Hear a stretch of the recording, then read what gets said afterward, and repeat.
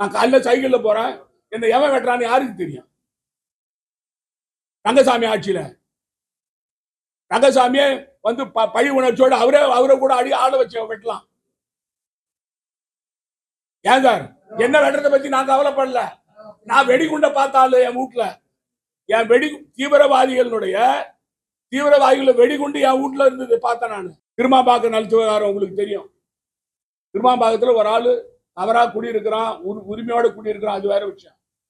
ஆனா அவனை காலி பண்ண வேண்டியது நீதிமன்றம் தான். அடியாட்கள் அழிச்சு போய் அந்த இடத்த அவனை தூக்கி போட்டுட்டு காவல்துறை பின்னால நிக்குது, கூட நிக்குது காவல்துறை. ரவுடிகள் போய் காலி பண்றான்.